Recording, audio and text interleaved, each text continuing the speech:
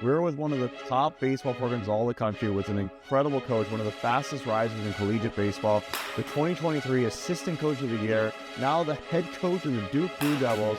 We have Corey Muscara here. New Duke baseball coach Corey Muscara. Corey Muscara. Corey Muscara. If I'm being honest, like my goals are always the highest level goals possible. Like I'm not trying to go out there and be average. Beyond baseball here. Like, so we want to win national championships and we want to perform on the field at the highest level. So growth, the grit, the gratitude, they lead to success. They lead to greatness in life. I use baseball as a vehicle for my guys to be the best version of themselves. So that's why it aligns with Dukes. They're going to be super successful in life. They're going to be, CEOs. They're going to run their own companies. They're going to be super successful, and they're going to be better husbands. They're going to be better fathers. And why I do what I do is because it's beyond baseball. It's bigger than baseball, right? Welcome back to another episode of On the Subject. We have a special guest today. We are in the heart of Durham, North Carolina. Can you see where we are today? Look at this. We're with one of the top baseball programs all the country with an incredible coach, one of the fastest risers in collegiate baseball, the 2023 Assistant Coach of the Year, now the head coach of the Duke Blue Devils. We have Corey Muscara here. Thank you so much for being here today on the subject. We're so excited to chat. I'm thrilled you guys came down. It's awesome. It's an honor to be here. Yeah, and it's an honor to be here, honor to be part of such a big program. We have opening night coming in just 1 week. By the time you hear this, we might have already played the Maine Black Bears, but please come out to Jack Combs Field. Incredible place to watch a game. But we want to start with your story. What brought you into baseball? You have such a cool playing experience. You went to multiple schools. Tell us your story and what got you into coaching? Yeah, well, I mean, I don't even know where to start with this, but if I really went back and looked, if you asked me in high school, I would have wanted to play basketball. But I wasn't talented enough. You are pretty tall, though. Yeah, my hoops team was pretty good, and I don't know that I was, my role was get 5,000, lay out for a loose ball. If I shot, I got taken out. But essentially for me, it was really my dad. Like my dad he spent a lot of time with me. It was kind of like our father-son experience. We're just always taking ground balls, always playing, and just kind of fell in love with it at an early age. And for me, sports was like how I learned life, really. It's how I learned how to compete. It's how I learned how to do everything. And I was at Siena College, and things probably weren't going exactly how I envisioned them to go. I had a lot of pitching coaches in a short amount of time. But, I say this to the players all the time. Like, my experience at Siena was I wouldn't trade it for anything because I learned – it kind of brought me to, what I really want to do in life. It brought me to – learning about myself, betting on myself, and I also met my wife there. Oh, amazing. So my entire experience at Siena was pretty awesome, but it really wasn't going the way I saw baseball going. And for me, I felt like I had an opportunity that I could impact some kids and coach. And so when I decided I was going to transfer, I basically tried to find a program that really understood winning because I knew that I wanted to coach. And I got recruited by Franklin Pierce at a high school. And when I got recruited, they didn't really have a baseball field. They were just kind of starting up. They weren't very good yet. And then in my time in college, they took off like a rocket ship. They had gone to 3 Division II College World Series. And I was kind of dumbfounded as to how it was happening because it's this school in the middle of nowhere. They really had no business being good, but they were awesome. And I was like, that's a guy I want to go play for. So then ultimately, I went there on a recruiting trip, and at the Division II level, you can work guys out. So I went, and I was coming off an arm injury. I went to go throw a bullpen, and they didn't have a catcher, so Coach Loiseau actually geared up and caught my bullpen, and he was one of the coaches. And I loved him, and I loved Coach King, and I just felt like they had this gritty winner's mentality. And I just remember thinking, if I'm going to do this thing, if I'm going to really coach, then I need to be around winners. And that's kind of how I did it. And then Coach Loiseau ended up getting a head job at Southern New Hampshire, which was in my hometown. And I grew up working their baseball camps. So me and my best friend Colin, who you got a chance to meet. Love Colin. Yeah, he's a great dude. And we worked those camps growing up, and they were really bad at baseball. I mean, they were historically bad. I think they had 80 years of baseball at the school, never had a winning season. The year before Coach Loiseau took over, they had the worst winning percentage, Division I, II, or III. So we always grew up working their camps as players, as high school players, being like, this place is awesome. How can this place not be good? Da da da. And so he got the job, and he needed a pitching coach. So I was in my 5th year, and while I was still in school, he called me up and asked me if I wanted to go over there, and the rest is kind of history. I just sold out to being a coach ever since. And really, like, the reason I could still do it is my wife's a saint. Like, you know, all these years to get to this point, like, you know, like, she's had to sacrifice a lot and put up with a lot because I'm a little bit psychotic, you know. Well, you have the passion. And actually, there's two things I want to dig into there quickly. So one, incredible, you had a transfer experience. This was pre-transfer portal, pre-free movement. And I imagine in such, you wanted to not have to sit out a year, and going D1 to D2, you're allowed to transfer play right away. Is it interesting? Do you probably have more empathy for a lot of the players now with their transfer ability since you went through it yourself? Absolutely. Yeah. Like, look, like, I'm actually one of those people that doesn't hate the transfer rule on a lot of levels. You've embraced it, which I think is great. You got to embrace innovation. I think at the end of the day, like, the college sports landscape is wild right now. Wild West. And I think if you you don't have the ability to be adaptable and think outside the box in this new world, you're going to get left behind. You know, the chaos of what we live in today, if you don't have vision, you're done. And it's challenging. It's hard. It's there's a lot of different, you know, things that are going to be thrown your way. But I don't have a problem with the transfer portal. Some kids need an opportunity to play. Some kids, maybe they went to a level that they were overlooked and they really performed, and they want to see if they can, you know, push the limits. So I think it works both ways, you know. A lot of people think, oh, well, the smaller schools are going to get robbed. But, like, I think they should be playing up on trying to get kids to, like, if I was in a smaller school, I would recruit all the best kids in my area. Even if they were, like, say I was a small level Division I or a high level Division II, I would recruit all the best players, even if they were getting recruited by ACC and SEC schools, for a multitude of reasons. But my pitch would be, hey, come here for a year or two and play. Yeah, like, play and be a guy and then go somewhere else. Or if I would develop that relationship, so if they went somewhere else and weren't playing and I needed a place to go, they'd come. And then I would develop relationships with other schools. And I'd say, hey, man, like, you know, I got a good player, you know, he's probably going to go to the ACC. Like, you should give him a look. Hey, if you got anybody that, you know, needs more playing time, let me know. And that's how I would play it, you know, because I think that there's a world where you can be really good in that space. And on top of that, like, one of the things that's getting lost, specifically in our sport in baseball, is there's so many good junior college players. And, like, schools like Duke, like, we can't get junior college players. There's a lot of schools that they can't take junior college players. But there's some schools that can give great academic packages for junior college players. And there's some phenomenal players, because in our sport, you could see guys all the time that, you know, maybe in high school they're, you know, 6'4" righty, and he, you know, maybe he's 180 pounds. He hasn't really grown to his body. And he's like 82, 84. And then all of a sudden, 2 years later, he put on 25 pounds. He's like 93, 95, and he's got a good breaking ball. You're like, how did that guy get there? That happens every single day. It happens nonstop in our sport.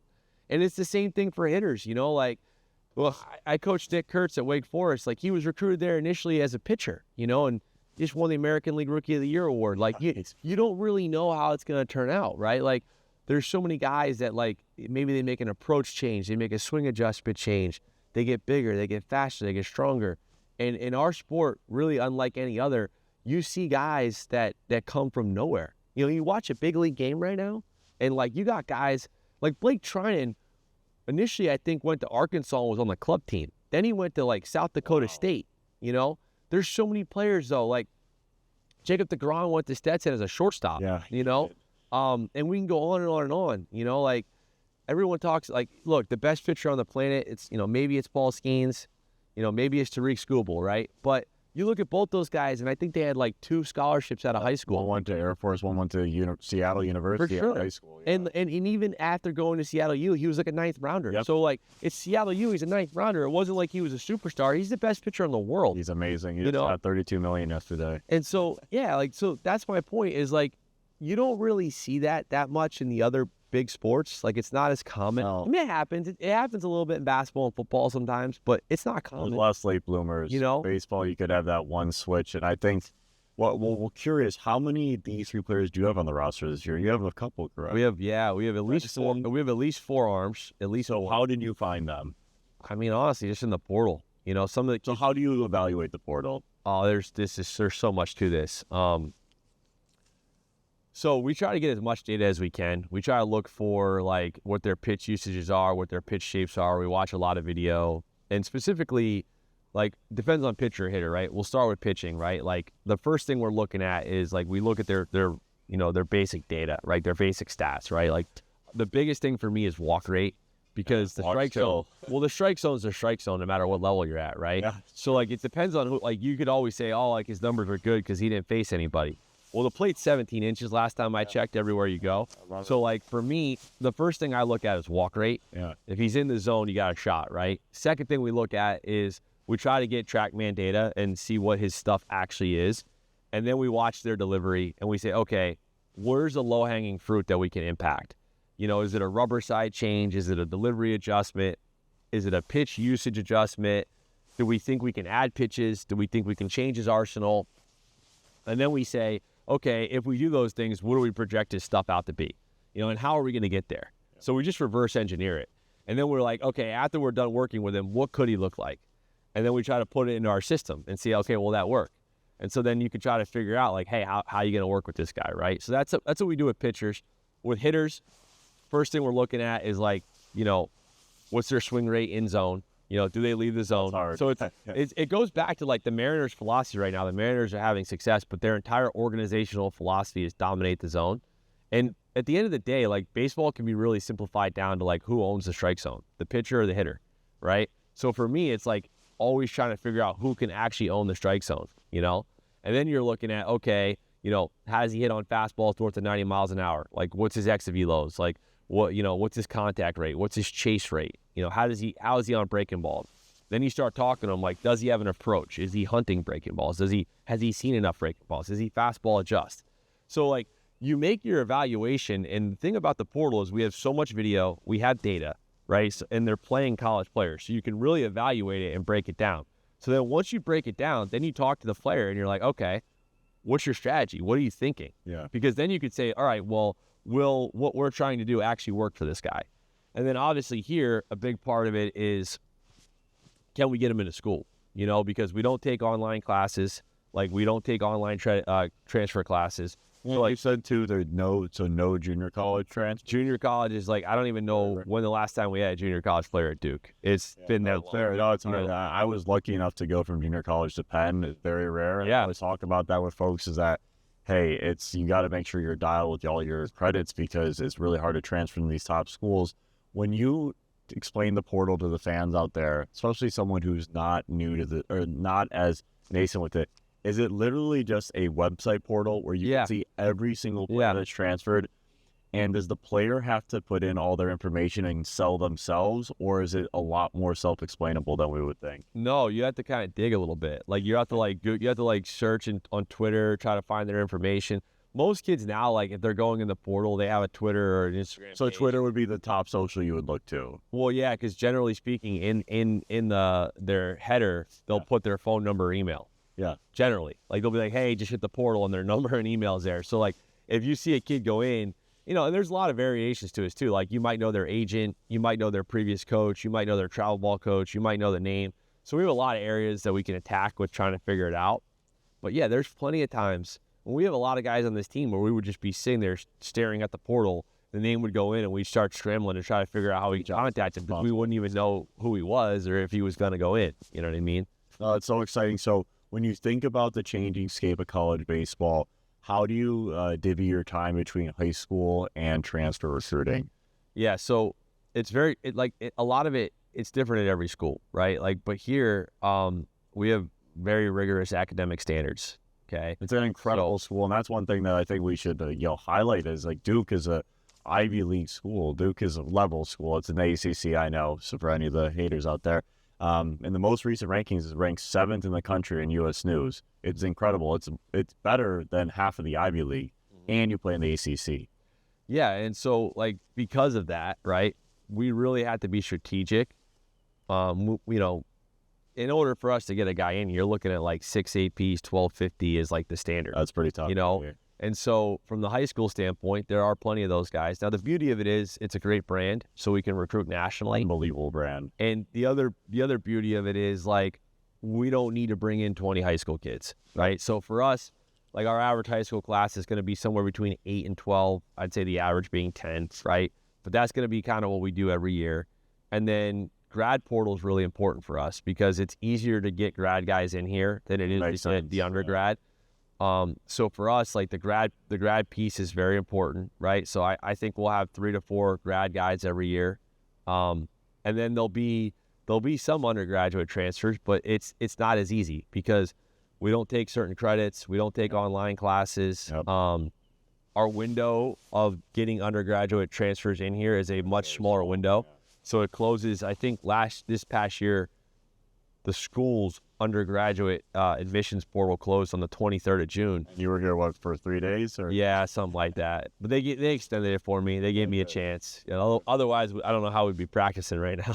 Well, I love this. And like one thing I want to touch on, before we get into more of what you're doing at Duke, is you have an incredible coaching career so far. You've been at so many illustrious programs. Obviously, we believe in Duke above all else, but you've been at Wake Forest, you've been at Maryland, you've been at a variety of other stops. Can you tell us more about how you navigated those changes and what was able to gain from each program you stopped at? Oh, that's a good question. Well, I mean, I think for starters, it was started at Southern New Hampshire with Scotty. We were both young. I think he was 27 as a head coach, and I think I was like 22 or 23. But like we didn't really know what we were doing at that point. So a lot of what we did was just a ton of effort and grit. We had a lot of enthusiasm and energy. So we just stayed at the field all day. And that was one of the greatest things for us is like we learned a lot through trial and error. Yeah. And we were very confident and we were naive. So we just did a lot and it went well. And then he obviously turned that place into a powerhouse. I think he went to like 6 College World Series at Division II level. Yeah. But like that was really eye-opening for me is the beauty of working with him at such a young age. His enthusiasm and energy is infectious, and he empowered me to go coach. And we were really just like best friends having fun and just trying to win. And that's all it was. So we made a lot of mistakes, but we learned a lot by doing. Then I coached at Binghamton for a year. And the year at Binghamton was really impactful because Ryan Herba, who's still there, the recruiting coordinator, hitting coach, was a great mentor to me. He taught me a lot about recruiting and strategy. We would stay up all night just talking about like ways to script phone calls, ways to, identify players, build a relationship with coaches. So he probably had the greatest impact in like how I created my recruiting style. It was a really huge asset in my life and really impacted me at a young age. I went back to SNU, continued that with Scotty. We had some success. That was fun. And then I went to St. John's. And then Ed Blankmeyer, I always call him like the Yoda of baseball because he's so wise. He just has so much baseball knowledge. And he was a real blessing for me and really elevated my career because he empowered me again to do a lot of things. And he always let me work, right? Like he didn't micromanage me. But what he did do was give me a lot of like critiques, criticism, constructive criticism after the fact. So like I'd go out and I'd have the confidence to do whatever. And then obviously I'd make mistakes and then he'd kind of break it down for me on everything from like, practice planning to pitch calling to recruiting to you name it, and he's in the Hall of Fame. Like he coached Team USA baseball, like 3 different stints. He's coached Hall of Famers, big leaguers. He's truly a legend. And so that was really helpful. And then I went to Maryland, and Maryland again was a lot like SNU in the sense that, Rob Vaughn was a first-year head coach. We were really good friends. That's why I went there. We were both young.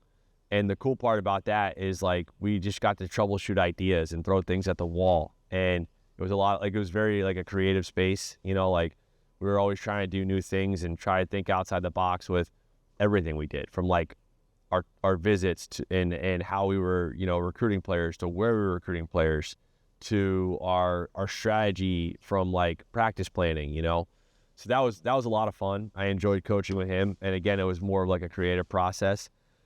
And then that got me to the point where like when I came to Wake, I had to always like be like very adaptable and like a go-getter at all these other places. And at Wake, we had all this information and technology, and we had so many resources that I'd never been exposed to.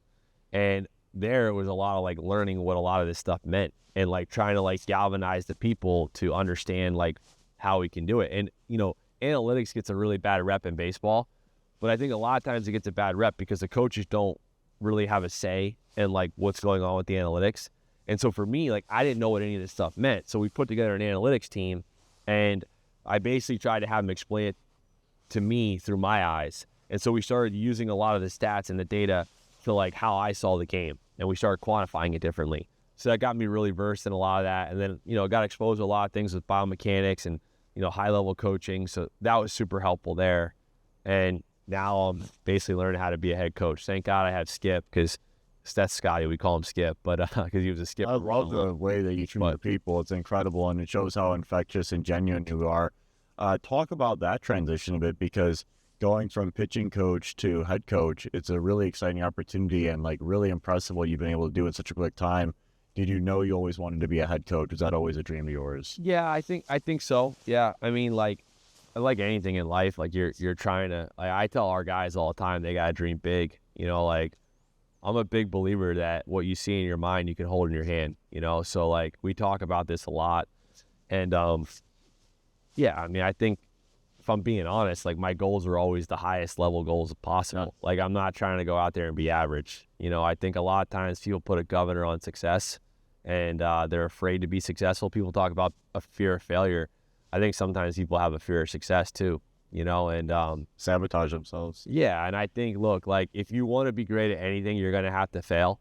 I've 100%. Failed plenty of times. I'm going to fail more, but I don't think you can worry about that. Like if you want to get to the end game, it's like Shawshank Redemption, right? Tim Roberts had to crawl through a tunnel of stuff, Yeah. So like I think that's how life is. Like sometimes you just got to believe it and know that it's going to happen, and embrace all the adversity and pitfalls along the way, because you're asking for it. Like if you want to be the best, like things are being sent in your way as challenges to overcome. I get corny sometimes with like a lot of different like sayings and stuff, but smooth seas never made a skilled sailor. You know what I mean? Like, so you, at the end of the day, like, how do you really know how good you are if you haven't really dealt with anything? And so I think you got to embrace it. Just like you got to embrace the transfer portal, you got to embrace NIL, you got to embrace high academic rigor, you got to embrace like not having the right guys, or having a team, or not knowing what you're doing, or how to make the right calls. Like you got to embrace all of it, and you're like Kobe Bryant said this too, right? Like he's like, I don't believe in failure, like, because all right, so I fail, I got to get up the next day and I have it again. I win, I got to get up the next day. Like what is it? It's just, we're just on this continuum, right? Learning. You don't win or lose, you win or you learn. Yeah. Talk to us about what it was like to be part of the #1 team in the country. That's a really, really difficult thing to achieve, and you were part of that. What made that team hit that pinnacle, and how are you able to learn from that and try to achieve that again? Yeah, I mean, a lot of it was adversity, right? Like those guys, their freshman year didn't make the ACC tournament. Their freshman and sophomore years, those guys on that team that were juniors and seniors, there was only 2 teams that didn't make the ACC tournament, and they were one of those 2 teams. And so, like, they were hardened. They came together as a group. They all could have transferred. They didn't. They stayed together, and it was there was a lot of pride for those guys. They got really close. They held each other accountable at a crazy level. Most of that team was there like together. Like they had come up through the system. They had played as freshmen. They had played as sophomores, so they got experience, and they took their lumps. And then we supplemented the team with 5 really impactful transfers that all made a gigantic contribution, and we hit home runs on all of them. Like Sean Sullivan was an All-American coming from Northwestern. And the interesting thing about every transfer we got in that group, they didn't leave their previous school because they didn't like the school or they weren't playing. Like Sean Sullivan left Northwestern because they got a new coach and the whole team left, and he was like the last man standing. And he's like, all right, well, maybe I should go somewhere, because he didn't have any of his teammates there. That's why he left. He liked Northwestern. He had a good experience. He was the Friday guy, Mike Massey and Bennett Lee left Tulane because they got a new coach, and a lot of players left. So that's why they left. And they were the catcher and the pitcher, and they were buddies, and they came here, or they came to Wake. Cole Rowland was an Ivy League guy, and he was a grad guy. So Ivy League grad guys can't play. I experienced that firsthand. You got to lead. And then same thing with Justin Johnson, he was a Lafayette transfer grad guy. Oh, that's a great Patriot League. So the reality is, like, all those kids left and they all made major impacts. Like, Justin Johnson was first team All ACC. Sean Sullivan was first team All ACC. Bennett Lee was All ACC. Mike Massey was on Team USA and led the country in strikeouts per 9. And Cole Long led our team in ERA. So, like, they all came in, they fit into the culture, they had the right mentality, and they just supplemented what we already had going on. And they really created a really unique brotherhood that was a really fun thing to be a part of, and I'll never forget. And I still talk to a lot of those guys.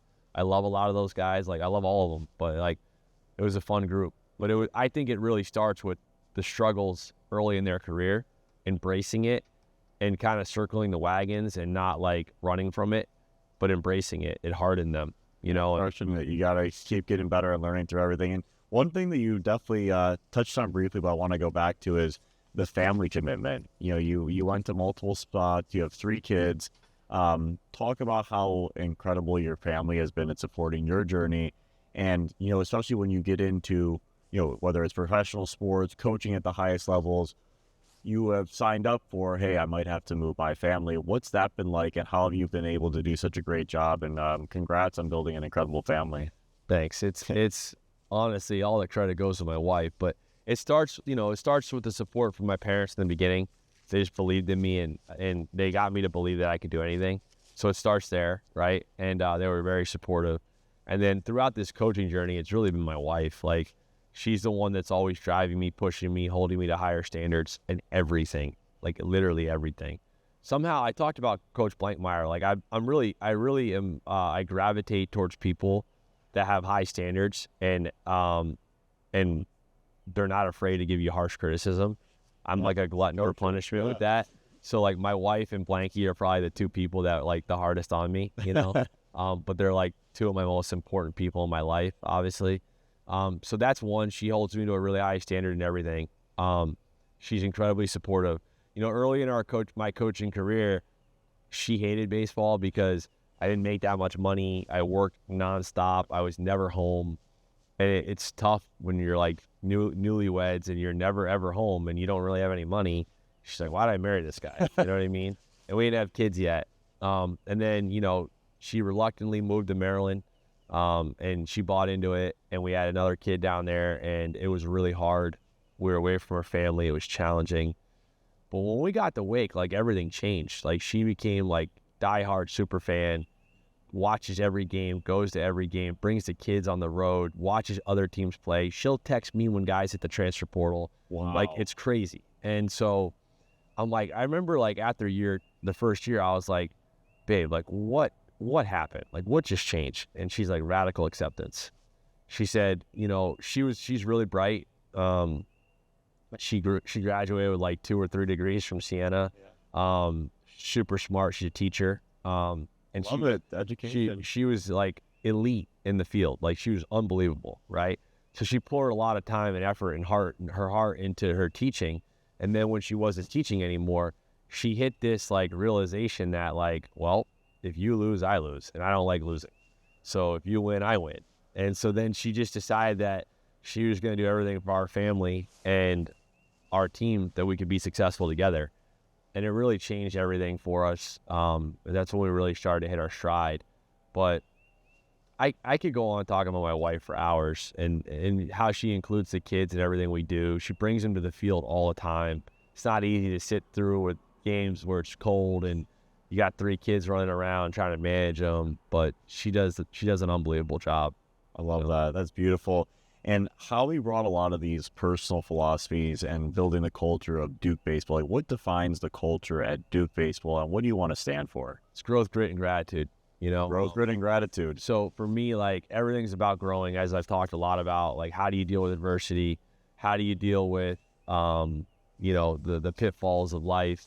And you're not the same person you were today that you were yesterday, right? So growth is number one. Really trying to buy into, like, Carol Dweck's growth mindset, you know, and then grit. Like, again, Angela Duckworth, book Grit, right? Love her. Like, at the end of the day, you know, I say this all the time, right? Like, the only difference between the expert and the beginner is the experts failed more than the beginners ever tried, right? So like, I love that. you know, like you have to understand that like that takes toughness.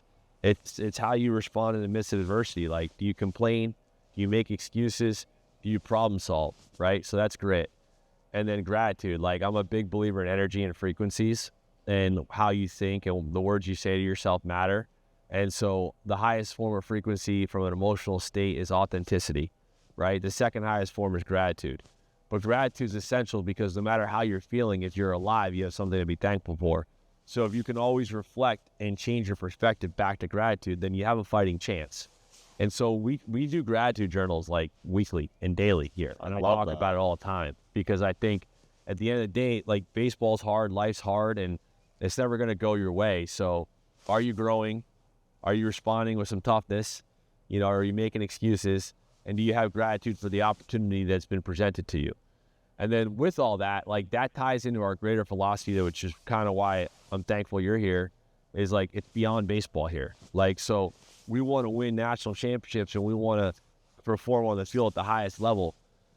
But it's like, the growth, the grit, the gratitude, they lead to success. They lead to greatness in life, right? And so for us, like, when I first started this, going back to this, is like, I use baseball as a vehicle for my guys to be the best version of themselves. So that's why it aligns with Dukes, because for me, like, if we can get these guys to understand habit formation, mentality, like how to go about our day every day, how do we handle things, right? They're going to be super successful in life. They're going to be, you know, CEOs. They're going to run their own companies. They're going to be super successful, and they're going to be better husbands. They're going to be better fathers, right? So, like, for me, this whole thing and why I do what I do is because it's beyond baseball. It's bigger than baseball, right?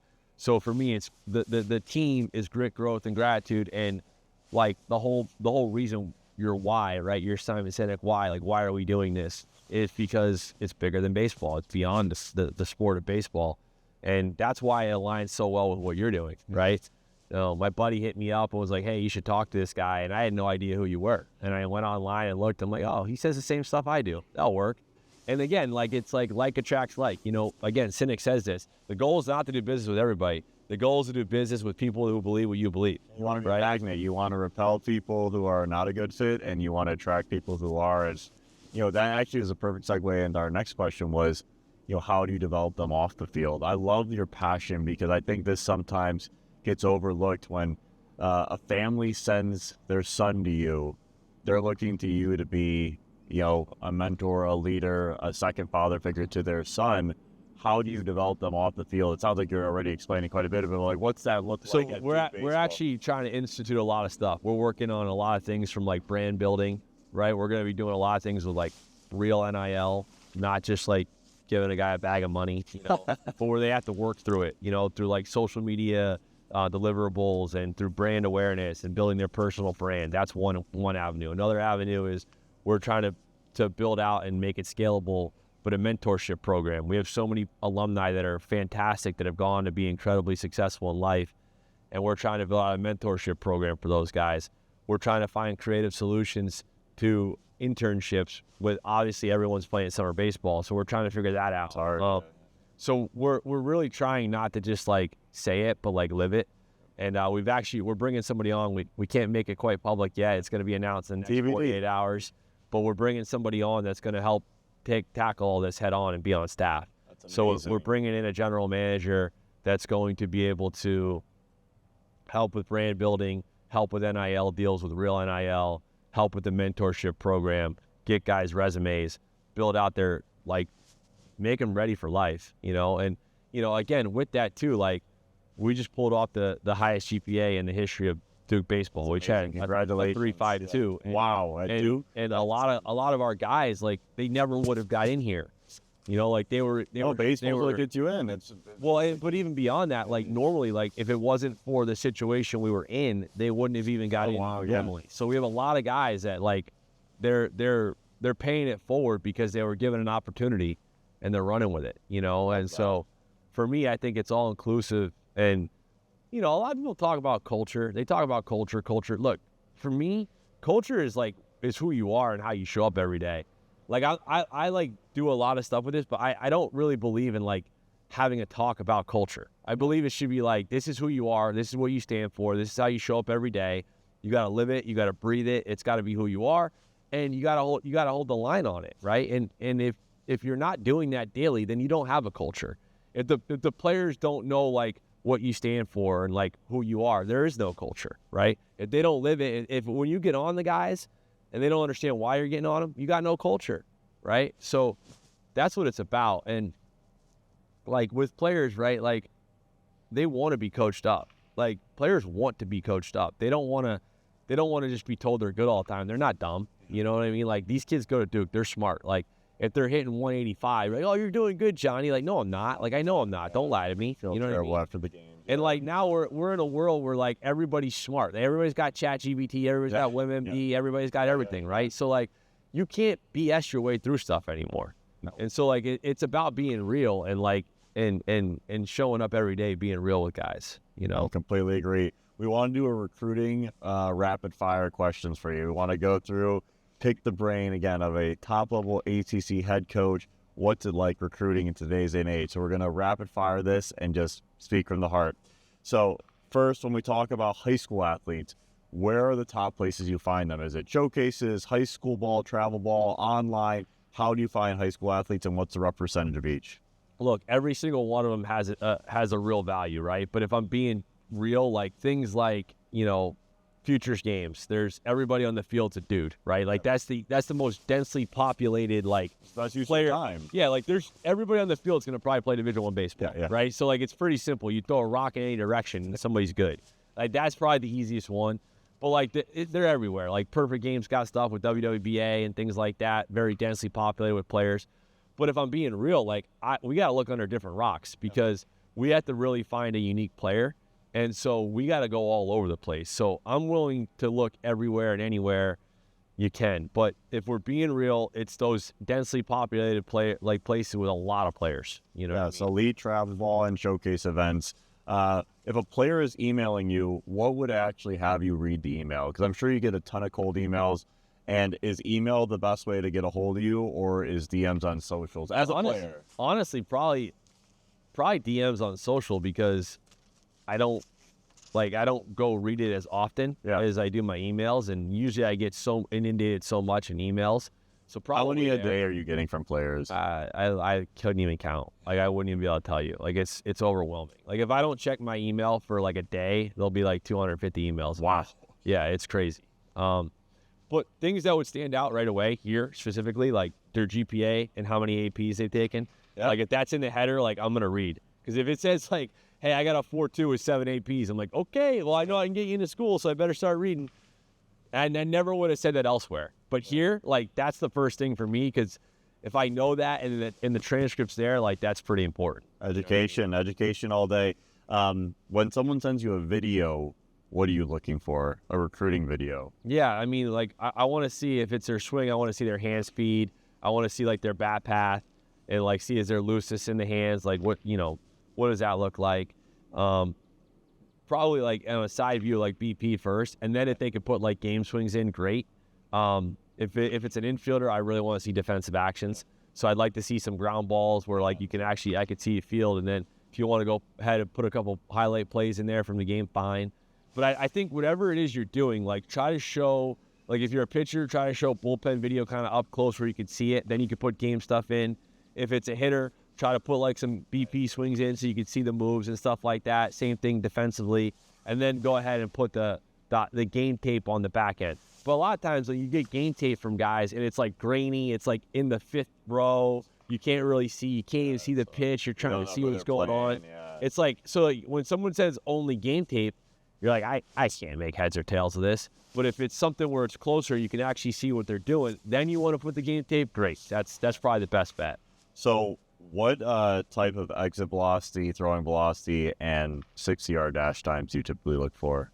I mean, look, like we're trying to win a national championship. Yeah, of course. The highest caliber we can, right? So like guys that are throwing 90 plus, and 6.5 60s and all that. But it 100 mile an hour plus exit velos. But look, at the end of the day, like there's a lot of guys out there that have tools and they can't play the game. Yep. Agreed. So the tools are great. Like obviously I'm not gonna not want a guy with tools, right? But like at the end of the day, like you gotta watch guys play the game, right? I've coached guys that can't run, but they hit 350. Like, I'll take them. Yeah. You know what I mean? I've coached guys that don't throw hard, but they get outs. Like, I like outs, you know? So, like, you got to watch guys play the game, and you got to really evaluate them. I don't think that I think, you know, what baseball coaches did an amazing job of historically was evaluations.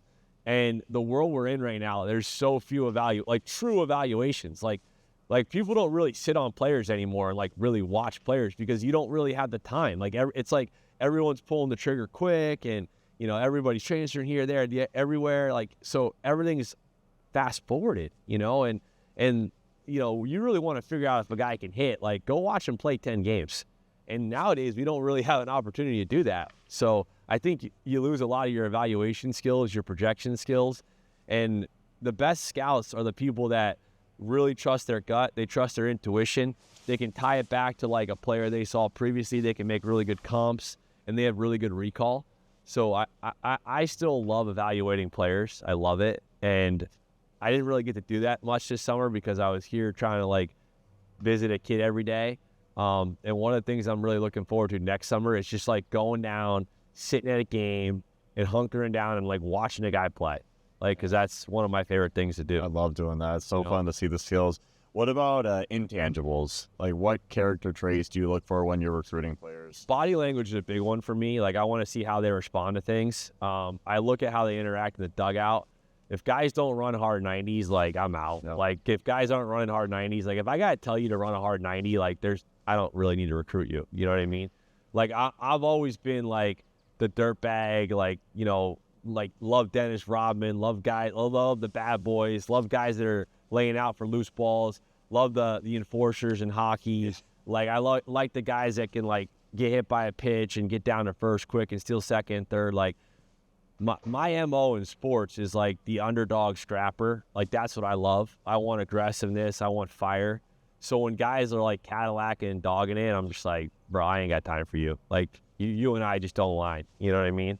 I want dudes that like have a chip, you know? I love a chip on the shoulder. You want a boulder on the rock. Yeah. You talked about this a little bit, but lastly, for the recruiting speed round, the academics in the process, could you give more guidance on test scores, GPA, and what? Yeah, so generally, like the school here is looking for like 1550s, 1600s for real. Yeah, like that's crazy. 1600 is perfect for the new listeners out there. It's pretty incredible. But like for baseball, we're looking like 1250 plus. I have a couple like little bit of leeway on some guys below that. Is it like an average that you have? No. So 1250 is pretty much our area, but like we can get a couple people currently right now we're test optional, right? But like it's going away or it's undecided. We should know here soon. Okay. So we're still trying to figure it out. But I'm preparing as though like I want those, so that way I don't have a guy with like a great a great transcript with a bunch of APs, and then he scores a 1030 and we're like, we can't do it. So I'm just trying to mitigate that. Curious, speak on that. Would it be easier to get someone in with a 1500 SAT and lesser GPA, or a 4.5 out of 4 GPA and a 1000? If they had the APs, the better transcript, because a lot of times when they look at the really high SAT and then not a great transcript, they're thinking the kid's lazy. And they don't do well when they get on campus. Yeah. So like now again, like a 1550, I'm going to be okay. You know, like I should get that guy in, you know, but you get what I'm saying, right? Like if you're in the 13s, but you have like a 3.2 and you haven't taken any APs, they're like, well, you're not really pushing yourself then. So here we really look for guys that want to take the academic rigor. I love APs, and more APs. It's all about APs. You got to challenge yourself. Take more classes. Take them at subject. Let's talk about more the day in the life of a Duke athlete, a Duke baseball player. You know, we see guys are at the field right now. They're getting better. They have access to the facilities. What's like a typical day in the life when you're not playing a game look like? Yeah, we're just, playing ball all the time.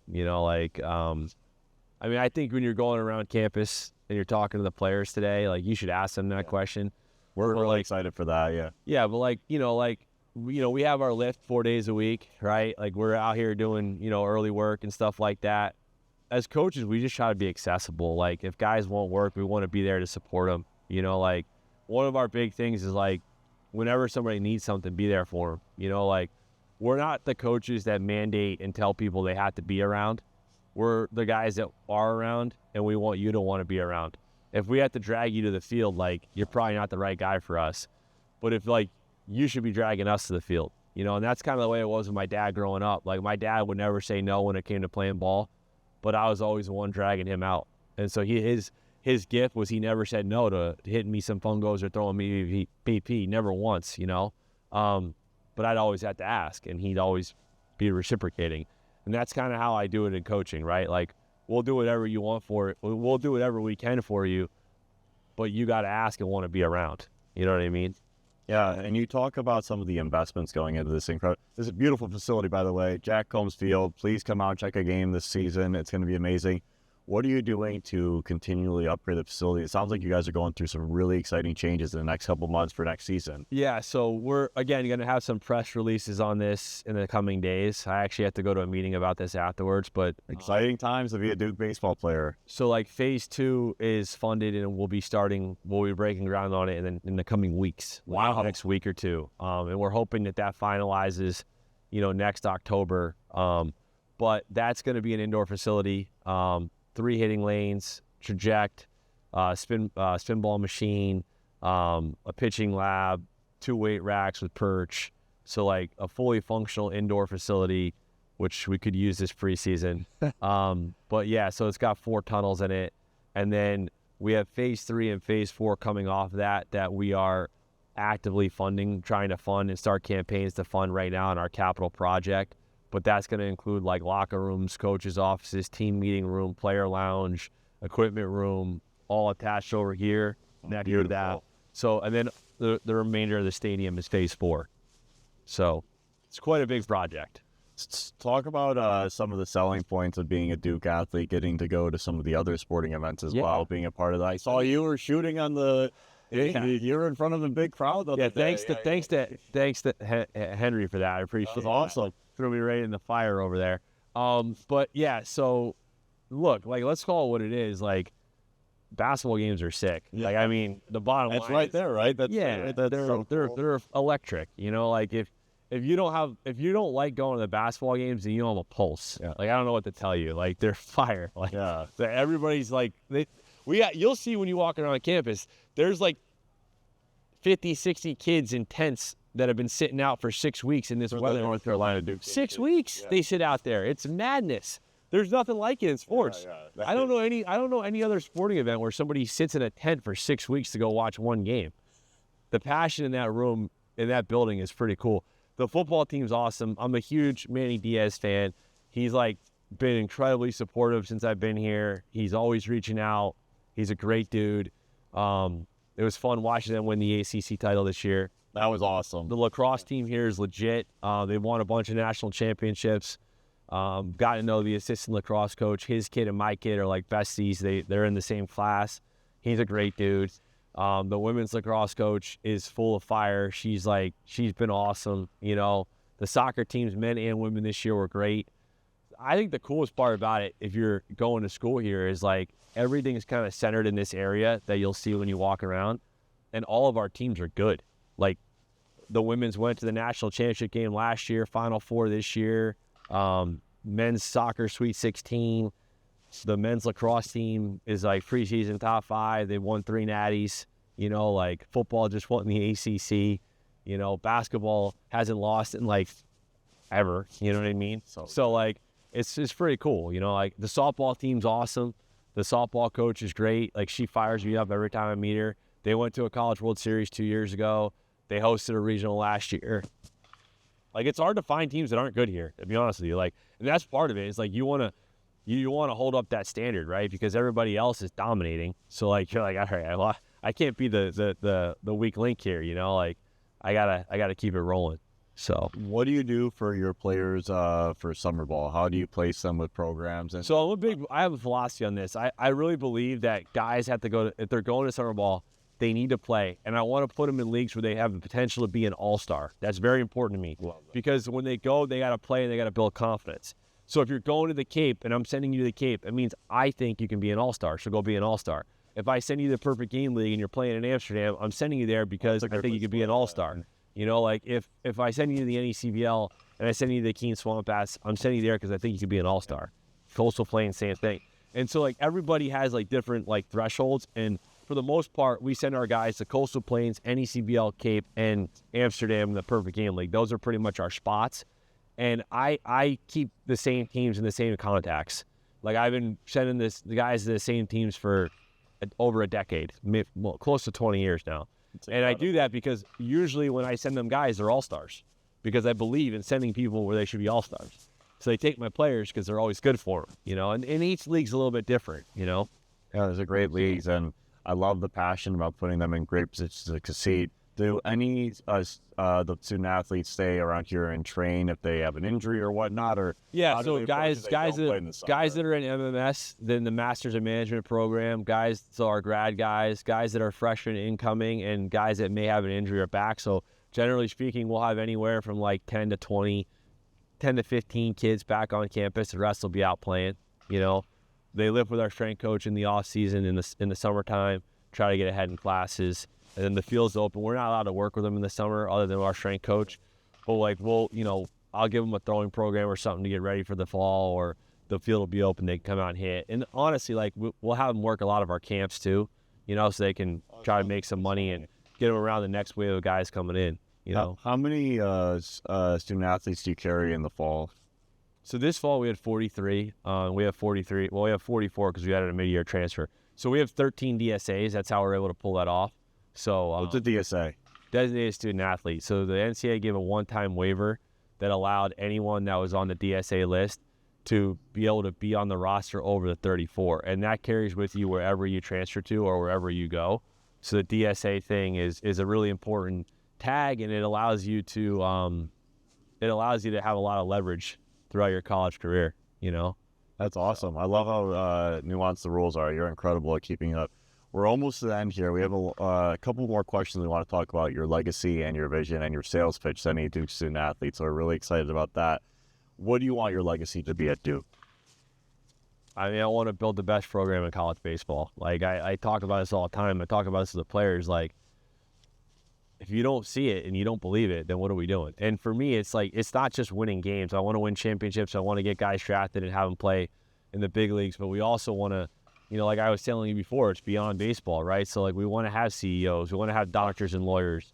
And basically, like, I want the legacy of this place to be like, I went there and I dominated life. Whether it was, you know, I won an MVP award in the big leagues, or I won a Cy Young, or I won a World Series ring, or I won national championships. Like, our goal is to strive for the best at everything we do. I love that. We believe in you, and we think a lot about, you know, what Tim Corbin has done at Vanderbilt. You know, before he was at Vanderbilt, it was not nearly the program it is today, and many consider the Vandy boys, you know, arguably the top program in college baseball. Duke is an even better academic program than Vanderbilt, and historically a better athletic program than Vanderbilt as well. And so we're rooting for you to be able to build something that rivals them and maybe surpasses them. So we're really rooting for you, and we love your passion. What message do you have for the Duke fans and Durham community with you coming in here? We're going to compete and be aggressive and play hard. Like, it's the bottom line. Like, you know, I was talking about this with my kids on the way to school this morning. They were complaining about something, and I know what it was. We were like a hair late because I had to go to a function tonight, and I had to get my suit ready. And my son was freaking out because we were a little bit late. And I was like, you don't control that. You don't control that. Like, you got to stay with where you're at. Dad made you late. You didn't make yourself late, you know? And so for me, it's always about the controllables and your effort, your energy, how you show up every day, your body language. Those are controllables. And we're going to do that at the highest level, because bottom line, if they don't do that, I'm just not going to play them. Like, I'm not going to yell. I'm just like, you're not playing. You didn't run hard. You're not playing. You keep moving your feet in the box. You're not playing. Your body language is terrible when you're on the mound. Like, I mean, to me, that's the fabric of everything, is how you show up. And so we're going to control our controllables. Absolutely. And so one final thought before we end it with on the subject traditional question, but if you were speaking to a future player and parent, what would you say to them right now? How would you sell them on coming to Duke baseball? I've been saying this a lot today, but it's like, you're not just coming here for baseball, right? Like, we're trying to teach you the skills and the habits to be great in life. We're trying to help you be successful in all things. Like, we're going to talk about meditation and breathing and goal setting and journaling and resume building and job opportunities. We're going to push you in the classroom. We're going to have you work hard. We're going to have you care about your diet. Like, we're gonna, you know, everything we do, it's holistic, right? Like, it's not just baseball. look, I'll leave you with this. This is what I would say. I said this a bunch, but, John Wooden was once interviewed and asked what his best job in coaching was. And he said his first year at UCLA, and they were 500. And the interviewer was like, what are you talking about? Like, you guys were 500. You won 11 national titles. He's like, yeah, but the year before we won like 2 games. And he's like, that team had more lawyers, doctors, senators than any other team I ever coached. That team was the fabric of our pyramid, or the foundation of our pyramid for success. And that team became our booster club and set the standard for all years moving forward. My goal was never to win the national championship. My goal was for each team to maximize their full potential. And so, like, I remember hearing that interview, I don't know, a decade ago, and I've watched it like 10 times. And I always think about that. Like, sometimes your best coaching jobs aren't the years you win a natty. Sometimes it's the years you get the most out of everybody and you help impact their life for the long run. Make no mistake about it. We want to win national championships. But, like, you don't control the outcome. You only control what you're doing day to day in your process and how you go about it. So that's what we're going to do. And that's why you come here. But if you want it to be transactional by nature, you want to hear a bunch of things that aren't true, then don't come here. But if you want the truth and you want honesty and you want high-level effort, that's who we're going to be.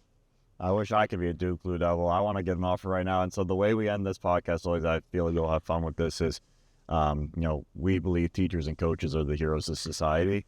And so we always love to say, if you were to thank one of your teachers or coaches, you want to give them a shout out on the pod, who would it be? And say thank you to them. Moment of gratitude.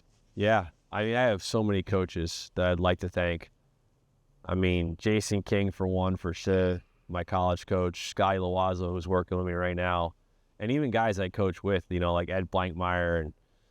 But I had some high school coaches that were impactful too. I had a Little League coach named Eddie Coulomb that was pretty awesome. He had me in basketball too. I'll tell you the Eddie Coulomb thing, right? So when I was playing Little League baseball, he was the president of the league, and he had these huge championship trophies. He really cared about winning. And I don't think enough people care about winning anymore, not because of the result, but like what you have to do to be a winner. And he hit me with this, and I was like 11. And he's like, hey, how'd you do today? I'm like, I went 1 for 3. He goes, nobody cares how you did. If I ask you how you did, I want to know if you won or lost. He's like, so in any sport you're playing, anything you're doing in life, don't ever tell anybody how you did. Tell them how your team did. I was 11, and I never forgot it. And I live by that. You know what I mean? So shout out to Coach Coulomb, Big Eddie, the president of Goffstown Little League in 1996. Hey, shout out. There's a good retro fact for you there. And thank you so much. We're so excited to be able to root for this year. We're all the biggest Duke Blue Devil fans now. Where can we find you on socials for the fans? I don't even know. Coach Moose 31 is on Instagram. I think it's the same on Twitter. A lot of the stuff's Coach Moose 31. A disclaimer out there. A lot of people think that Moose Tracks Media is my personal account. It's actually not. One of my friends is doing it, and I'm thankful that he is.